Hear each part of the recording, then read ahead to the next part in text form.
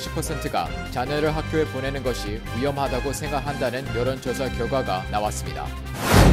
제약사 모더나가 코로나19 백신 개발을 위한 초기 임상 시험에서 실험 대상자 전원의 항체 형성에 성공했다고 밝혔습니다. 뉴욕주가 내일부터 코로나19 사태로 어려움을 겪고 있는 저소득층을 돕기 위한 렌트비 지원 프로그램 신청 접수를 받습니다. 코로나 위기 극복 캠페인을 전개 중인 21 희망재단이 앤드루 박 장학재단에 $12,000를 기부했습니다.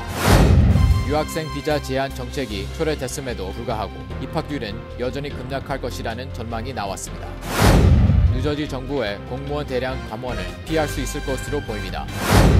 뉴욕과 뉴저지, 커네티컷주가 지정한 코로나19 위험 지역에 4개 주가 추가됐습니다. 맨하튼 고급 콘도에서 토막난 사체가 발견돼 경찰이 수사를 펼치고 있습니다.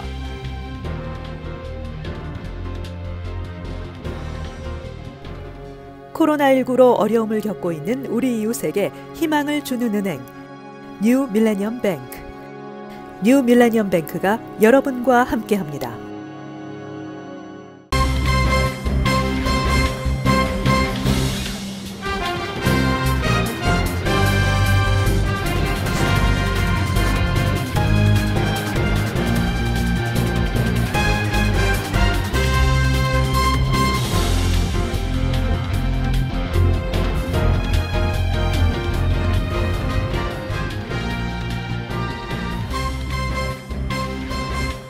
시청자 여러분 안녕하십니까? KBTV 뉴스9 이창원입니다. 안녕하십니까? KBTV 뉴스9 전상입니다. 첫 번째 소식입니다. 도널드 트럼프 행정부가 코로나19 재확산에도 불구하고 가을 학기 정상 개학을 압박하고 있는 가운데 70%의 학부모는 자녀를 학교에 보내는 것이 위험하다고 생각하는 여론조사 결과가 나왔습니다. 인터넷 매체 악시오스와 여론조사 업체 입소스에 따르면 자녀를 가을 학교를 보내는 것이 위험하다고 생각하느냐는 물음에 학부모 응답자 44%가 매우 위험하다고 답했습니다. 또 중간 정도 위험하다가 28%, 조금 위험하다가 22%였습니다. 반면 위험하지 않다는 응답은 8%에 그쳤습니다. 여론조사에서는 정치적 성향이나 인종 간 인식 차이도 드러났습니다. 민주당 지지자는 82%가 매우 또는 중간 정도 위험하다고 답한 반면 공화당 지지자는 53%만 매우 또는 중간 정도 위험하다고 답했습니다. 흑인은 89%가 매우 또는 중간 정도 위험하다고 응답한 반면 히스패닉과 백인은 각각 80%와 64%만 매우 또는 중간 정도 위험하다고 응답했습니다. 이 밖에 자녀를 가을에 학교를 보내는 것이 걱정되느냐는 질문에는 학부모 응답자 74%가 걱정된다고 답했으며 걱정되지 않는다는 응답자는 23%에 그쳤습니다. 입소스 공공문제 담당 국장인 클립스 영은 미국 학부모는 자녀를 학교에 보내는 것이 안전하지 않다고 생각한다며 이는 트럼프 대통령과 공화당의 심각한 정치적 악재가 될 수 있다고 밝혔습니다. 제약사 모더나가 코로나19 백신 개발을 위한 초기 임상 실험에서 실험 대상자 전원의 항체 형성에 성공했다고 밝혔습니다. 로이터 통신 등에 따르면 지난 3월 시작한 모더나의 초기 임상 시험 결과 지원자 45명 모두 항체가 형성됐으며 심각한 부작용을 호소한 사례가 없었습니다. 다만 약물을 2차례 투여받거나 많은 양을 투여받은 사람들 중 절반 이상이 피로감, 두통, 오한, 근육통 등 경미한 반응을 보였습니다. 백신을 2차례 투여한 사람은 코로나19 회복자에게서 볼 수 있는 바이러스를 무력화하는 중화 항체가 형성됐습니다. 이번 시험 보고서의 주요 집필자인 리사 잭슨 카이저 퍼머넌트 워싱턴 연구소 박사는 입원이나 사망을 초래할 정도로 심각한 부작용이 없었다고 강조했습니다. 모더나는 이를 기반으로 오는 27일부터 3만 명을 대상으로 마지막 단계인 3상 임상시험에 들어갈 예정이어서 백신 개발에 속도가 붙을 것으로 전망됩니다. 보건당국은 환영의 입장을 밝혔고 모더나 등 개발사들은 빠르면 연말까지 백신을 사용할 수 있을 것이라는 청사진을 내놓고 있습니다. 앤서니 파우치 전염병 연구소 소장은 바이러스 감염을 막는 최적의 기준은 항체를 중화하는 것이라며 이번 연구 데이터를 볼 때 이 백신이 아주 충분한 수준의 중화 항체를 유도할 수 있다는 게 명확하다고 말했습니다. 파우치 소장은 이번 3상 시험을 통해 백신이 코로나19로부터 사람들을 안전하게 보호할 면역 반응을 유도하는지 연말까지 해답이 나올 것이라고 밝혔습니다. 뉴욕주가 내일부터 코로나19 사태로 어려움을 겪고 있는 저소득층을 돕기 위한 렌트비 지원 프로그램 신청 접수를 받습니다. 앤드루 쿠오모 뉴욕 주지사가 코로나19 사태로 일자리를 잃거나 수당이 줄어들어 렌트비 지불에 어려움을 겪고 있는 저소득층을 돕기 위한 렌트비 지원 프로그램을 시행하고 내일부터 접수를 받는다고 밝혔습니다. 뉴욕주 저소득층 렌트비 지원 프로그램의 자격 조건은 뉴욕주 거주민이고 2020년 3월 1일 이전과 신청일 당일의 수입이 지역별 중간소득의 80% 이하이고 같은 기간에 수입의 30% 이상을 렌트비로 지불했고 또 4월 1일부터 7월 31일 사이의 수입이 전보다 줄었으면 신청 자격이 주어집니다. 여기서 수입은 실업수당, 소셜시큐리티 등을 포함하고 지역별 중간소득은 퀸스 4인 가족의 경우 99,950불입니다. 신청서는 내일 16일부터 2주간 접수하며 처음 한 번만 작성해서 제출하면 매달 하지 않아도 됩니다. 이번 렌트비 지원은 최대 4달까지 해줍니다. 이번 프로그램은 가족 중 1명 이상이 합법 체류 신부자이면 신청할 수 있으며 지원금은 랜드로드에게 직접 지급됩니다. 랜드로드가 이를 거절할 경우 뉴욕주 인권국에 신고할 수 있습니다. 지역별, 가구별, 중간소득은 웹사이트에서 확인할 수 있습니다. 지원금은 랜드로드에게 직접 지급되며 3월 1일 이전 세입자의 수입과 이후 렌트비의 부담률을 비교해서 그 차이만큼 지불하게 됩니다. 지원금은 지역별 평균 렌트비의 125%까지만 적용되기 때문에 지나치게 비싼 렌트를 내고 있는 세입자는 혜택이 줄어들게 됩니다. 지역별 평균 렌트비의 125% 기준은 웹사이트에서 확인할 수 있습니다. 특히 세입자가 4월 1일 이후에 이미 렌트비를 전액 지불했다고 해도 지원금 혜택을 받을 수 있습니다. 신청서는 온라인 웹사이트에서 확인할 수 있으며 렌트비 증명서와 연간 수입 증명서 등을 신청서와 함께 제출하면 됩니다. 코로나19로 생계를 위협받고 있는 불우 한인들을 돕기 위해 코로나 위기 극복 캠페인을 전개 중인 20일 희망재단이 앤드루 박 장학재단에 $12,000를 기부했습니다. 불우 한인 이웃을 돕기 위해 종자돈 $100,000를 시작으로 한인 사회의 기부 참여를 독려하며 범동포 캠페인을 전개하고 있는 20일 희망재단이 앤드루 박 장학재단에 서류미비 한인 학생을 위한 장학금으로 $12,000를 전달했습니다. 이번에 저희가 앤드루 박 변호사 장학재단에 12,000불을 도네이션했습니다. 가능하면 그 서류 미비 가정에 그 학생이 대학을 갈 때 장학금도 잘 못 받고 그러니까 그분들을 좀 선정해 줬으면 좋겠다. 4명분은 우리 20일 희망재단에서 책임을 지겠습니다. 설정 앤드루 박 장학재단은 2013년 설립돼 지난 7년 동안 매년 10에서 20명의 학생들에게 최대 $30,000의 장학금을 전달했습니다. 한인사회의 크고 작은 어려움이 있을 때마다 기부를 아끼지 않고 있는 박 변호사는 지난달 20일 희망재단이 서류 미비자 등 어려운 한인들을 돕고 있는 소식을 듣고 $10,000를 기부한 바 있습니다. 20일 희망재단은 코로나19 사태 초기부터 생계를 위협받고 있는 한인 가정을 돕고 있습니다.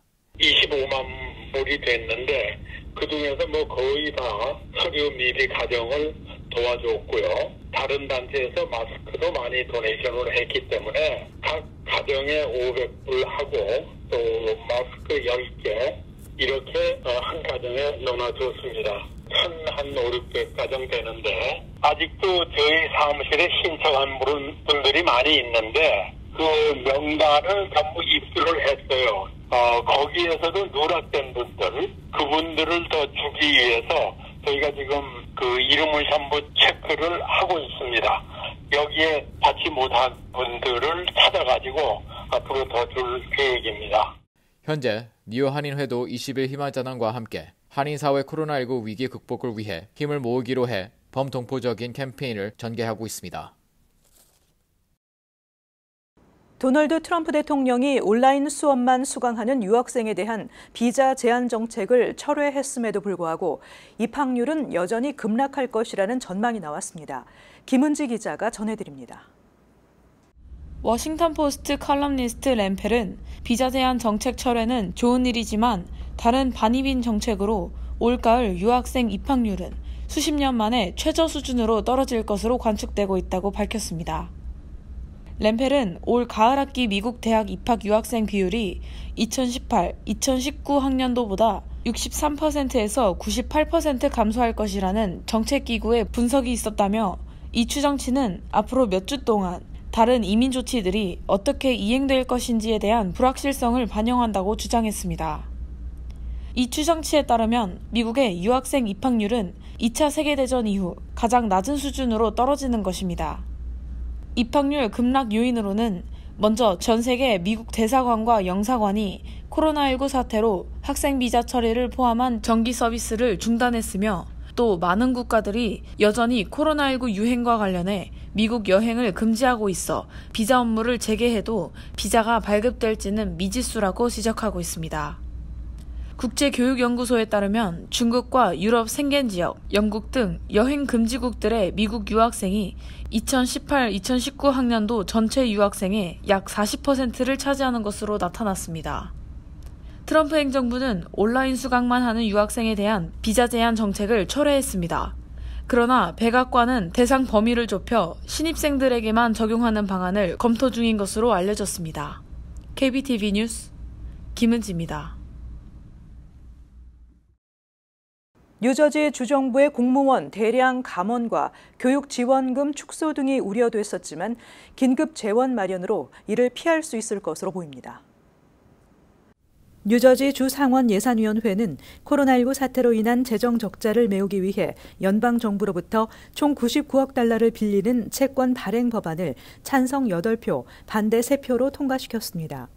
예산위원회에 참석한 상원 의원들은 코로나19로 인해 내년 6월 말까지 총 100억 달러 규모의 재정 적자가 예상된다며 연방정부 지원을 받지 않으면 공무원 대거 해고 또는 감원, 교육과 사회복지 프로그램 축소, 사회 인프라 건설 프로젝트의 취소 등이 불가피하다고 지적했습니다. 특히 일부 의원들은 30억 달러 규모의 교육 지원금이 모자라기 때문에 교육 시스템이 붕괴할 우려가 크다는 점을 지적했습니다. 그러나 일부 공화당 의원들은 99억 달러의 채권은 주민들에게 엄청난 부담을 줄 뿐 아니라 결국 재산세, 판매세, 법인세, 소득세 등 각종 세금 인상으로 이어질 것이라며 반대의 뜻을 표했습니다. 또 99억 달러 가운데 상당 부분이 개혁이 시급하다고 평가되는 공무원 연금과 건강보험 비용으로 들어가는 점도 문제로 지적됐습니다. 법안은 현재 다수당인 민주당과 필 머피 주지사가 적극 지지하는 입장이어서 주의회를 통과하고 주지사 서명을 거쳐 조만간 발효될 가능성이 높을 것으로 분석되고 있습니다.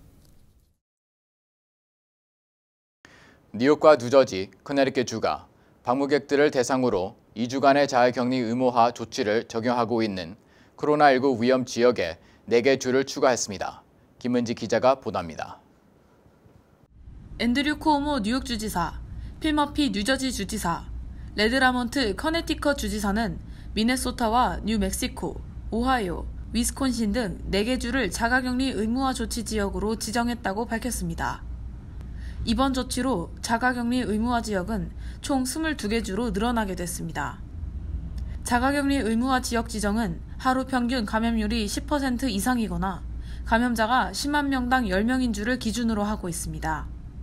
뉴욕주 등은 3차례에 걸쳐 알라바마와 알칸소, 애리조나, 캘리포니아, 조지아, 아이오와, 아이다호, 캔자스, 루이지애나, 미시시피, 노스캐롤라이나, 네바다, 오클라호마, 사우스캐롤라이나, 테네시, 텍사스, 유타 등 18개 주를 자가격리 지역으로 지정한 바 있습니다.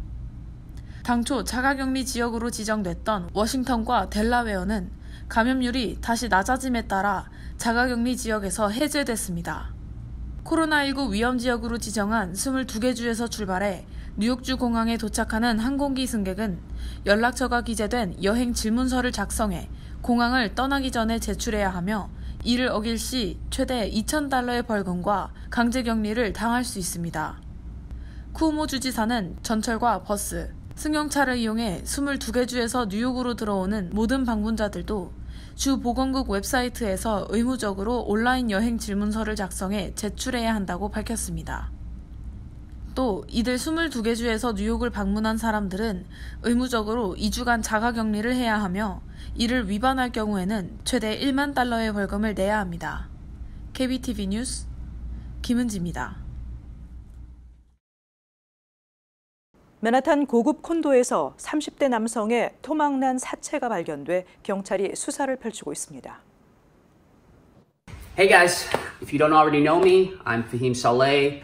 CBS 등에 따르면 지난 화요일 오후 3시쯤 맨하탄 로이스트 사이드에 있는 고급 콘도 7층 거실에서 33세의 남성 페임 살레흐의 사체가 발견됐습니다.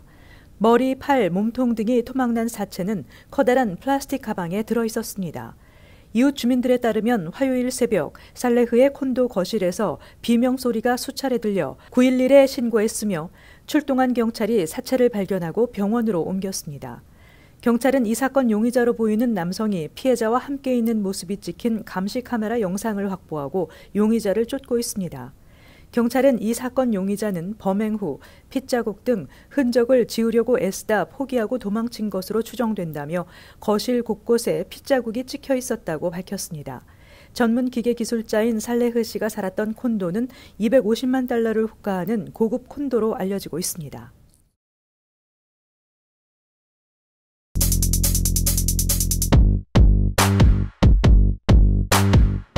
오늘 주요 일간지 소식입니다. 뉴욕타임스 보겠습니다. Changing course, U.S. allows visas for online study. Waiving in-person rule, tumult over foreign students is eased by court agreement. 어제 저희 KBTV가 보도한 내용인데요. 어제 하버드 같은 대학들이 소송을 시작하기 직전에 트럼프 행정부는 100% 온라인 수업을 가입한 국제 대학생들을 추방하기로 한 결정을 철회했습니다. After the announcement on Tuesday that the policy has been rescinded, university officials praised the decision and warned that they would be prepared to go back to court should the administration make any further moves to restrict the ability of international students to study online when necessary. 이 같은 철회 발표 후 대학 관계자들은 이 결정을 높이 평가하면서 만약 정부가 유학생들의 온라인 학습 능력을 제한하려 하는 움직임을 보인다면 다시 법정으로 돌아갈 준비가 될 것이라고 경고했습니다. 다음 기사 보겠습니다. Defying China, Britain rejects telecom giant. A reversal on Huawei over risks to 5G. 트럼프 행정부는 최근에 중국 정부를 압박했습니다. 특히 코로나 바이러스와 홍콩에 대한 이유로 전 세계가 중국을 더 유심히 보고 있으며 영국 총리가 어제 중국 화웨이의 5G 무선 네트워크를 금지하겠다고 발표하면서 영국도 미국과 같은 입장을 보이고 있습니다. Arguing that Huawei created too much risk for such a critical multi-billion-dollar project, the British government said Tuesday that it would ban the purchase of new Huawei equipment for 5G networks after December, and that existing gear already installed would need to be removed from the networks by 2027. 영국 정부는 12월 이후 5G 통신망용 화웨이 장비 신규 구매를 금지할 방침이며 이미 설치된 기존 장비를 2027년까지 통신망에서 분리해야 한다고 밝혔습니다. 다음 기사를 보겠습니다. Weinstein judge blocks a payout, calls $12 million in legal fees obnoxious. 하비 와인스틴 상대로 한 원고들은 그의 범죄에 대한 2,500만 달러의 배상금을 요구했다고 밝혔으나 연방 판사는 그러한 주장을 부인했고 이 사건은 많은 결함을 가지고 있다고 말했습니다. 그 이유들을 보겠습니다. He went on to question how the women's allegations would be evaluated and the money allocated among them, and called an additional $12 million that would have gone toward legal fees for Mr. Weinstein and his former company directors obnoxious. He criticized Beth Fegan, the lead counsel for the plaintiffs in the class action case, saying she wasted time with settlements and attempts to create a class that doesn't exist. 그는 이어 이 여성들의 주장이 어떻게 평가될 것인지, 그리고 그들 사이에 할당된 돈이 어떻게 배분될 것인지에 대해 의문을 제기했으며 와인스틴과 그의 전 회사 이사들에게 법적 수수료로 사용될 1,200만 달러의 추가 금액을 불미스러운 것이라고 말했습니다. 그는 집단 소송 사건의 원고 측 수석 변호인인 베스 페긴스를 비판하며 합의와 존재하지 않는 계층을 만들려는 시도로 시간을 허비했다고 말했습니다. The proposed settlement, which also would have required approval from a federal bankruptcy court in Delaware, has been controversial since its contours first came into view. It was always a legal hodgepodge consisting of various lawsuits, including a class action, soldered together in an attempt to reach one global deal. It did not require Mr. Weinstein to admit wrongdoing or make any payments to his alleged victims, relying instead on insurance coverage. 이 합의안은 델러웨어에 있는 연방 파산 법원의 승인이 필요할 것으로 예상되며 처음 공개된 이후 논란이 되고 있습니다. 그것은 집단 소송을 포함한 다양한 소송들로 구성된 법적 난제였습니다. 이 소송으로 와인스타인과 자신의 피해자들에게 잘못을 인정하거나 어떤 대가를 치르도록 요구하지 않았고 대신 보험 혜택에 의존합니다. 지금까지 주요 신문 헤드라인이었습니다. 도널드 트럼프 대통령이 홍콩에 대한 특별 지위를 박탈하는 행정명령과 홍콩 자치권을 훼손하는 데 관여한 중국 관리들을 제재하는 법안에 서명했습니다. 트럼프 대통령은 홍콩에 대한 특별한 특권, 특별한 경제적 대우, 민감한 기술들의 수출은 없다고 밝히고 전 세계적인 팬데믹 사태에 대해서도 중국이 처음에 코로나 바이러스에 관해 숨기고 전 세계에 촉발시킨 책임이 있다고 비난했습니다. 연방 국무부는 세계 각국의 미 대사관과 영사관이 비자 서비스를 곧 재개할 것이라고 밝혔습니다. 다만 국무부는 언제 어디에서 비자 업무가 재개될지에 관한 세부 정보는 제공하지 않았습니다. 앞서 미국은 코로나19 대유행 단계로 접어든 지난 3월 20일 전 세계의 모든 미국 대사관과 영사관에서 일상적인 비자 서비스를 중단한다고 발표했습니다. 뉴욕 한인 봉사센터가 한인 12학년 학생들을 대상으로 장학생을 모집합니다. KCS는 이혼 박사 장학금 프로그램 발족을 발표하며 오는 가을 학기에 4년제 대학교를 진학하는 저소득층 한인 학생들을 대상으로 장학생을 모집한다고 밝혔습니다. 이번 장학금은 총 5명에게 각각 $1,000씩 전달됩니다. 신청 대상은 현재 12학년 학생 중 뉴욕 내 거주자로 고교 학점 평균 3.5 이상이어야 합니다. 뉴욕 가정상담소는 뉴욕과 뉴저지 사무소에서 7월 무료 법률 상담을 실시합니다. 대상은 가정폭력, 성폭력, 데이트 폭력 등 폭력 피해자에게 우선권이 주어지며 이민, 이혼, 자녀 양육 등에 대한 법률 상담을 원하는 분이면 누구나 가능합니다. 뉴욕과 뉴저지 모두 7월 22일 월요일 오전 10시부터 오후 3시까지 진행됩니다.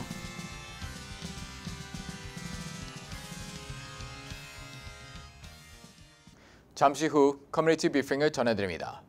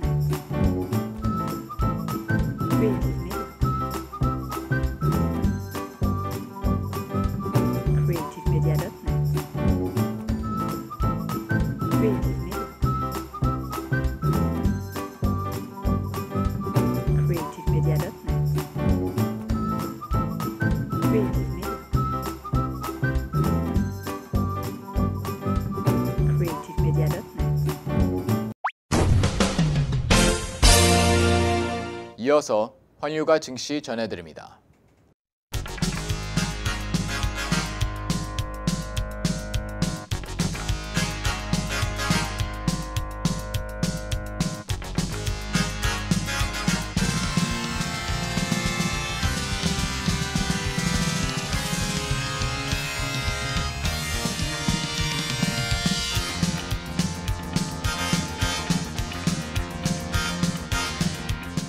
잠시 후 뉴욕과 뉴저지 날씨 전해드립니다.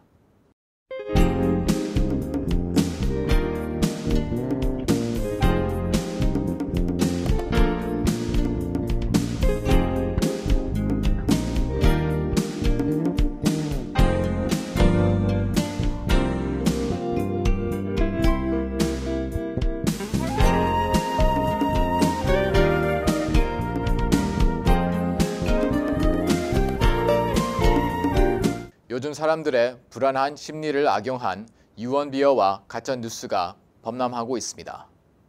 검증되지 않고 확인되지 않은 정보는 믿지 않는 것은 물론 전달해서도 안 되겠습니다. 오늘도 KBTV 뉴스9을 시청해 주신 여러분 고맙습니다. 편안한 밤 되시기 바랍니다. 코로나19로 어려움을 겪고 있는 우리 이웃에게 희망을 주는 은행, 뉴 밀레니엄 뱅크. 뉴 밀레니엄 뱅크가 여러분과 함께합니다.